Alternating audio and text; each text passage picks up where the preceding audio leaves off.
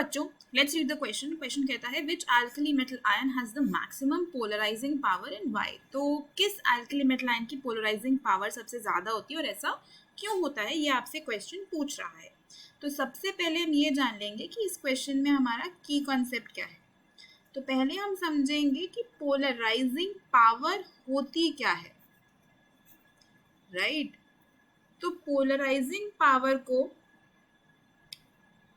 अगर हम डिफाइन करते हैं तो ये क्या होता है. It is the ability of the cation to distort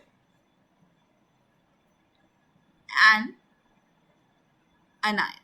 ठीक है, तो पोलराइजिंग पावर किसकी होती है, कटायन की होती है. And that ability of cation जो अनायन को डिस्टॉर्ट कर दे उसको हम क्या बोलते हैं, पोलराइजिंग पावर बोलते हैं. ठीक है, और आपके पास एक और टर्म होती है यहाँ पे, पोलैरिजिबिलिटी.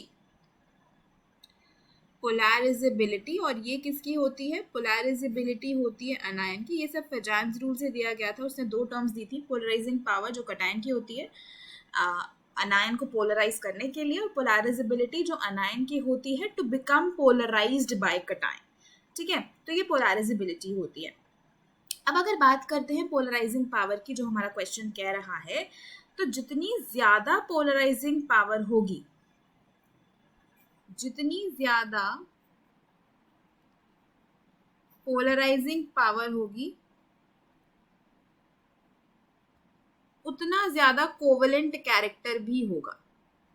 ठीक है, ये सब हमें कहाँ किसने बताया था, ये सब चीजें हमको पता चली थी बाय द फेजान्स रूल.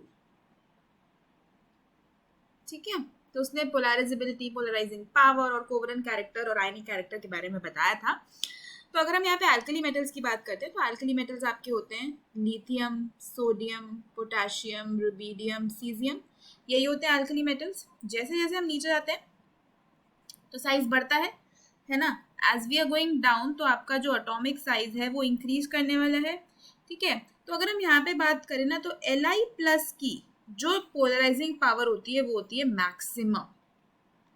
इसकी पोलराइजिंग पावर होती है मैक्सिमम, क्योंकि एक तो ये कटायन है तो पोलराइजिंग पावर ही होगी इसकी, और मैक्सिमम होती है. मतलब ये इसकी जो एबिलिटी है to distort at anion, anion के साथ जब मिलेगा तो बहुत ज्यादा एबिलिटी होगी और एक कोवेलेंट कंपाउंड बनेगा Li+ का. उस जो आपका बॉन्ड बनेगा Li+ का किसी अनायन के साथ, उसमें ज्यादा कोवेलेंट कैरेक्टर होने वाला है because of the high polarizing power of Li+.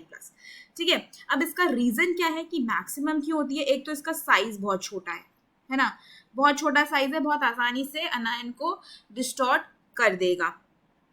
ठीक है, और क्या कह सकते हैं, इसमें हाई चार्ज डेंसिटी भी है.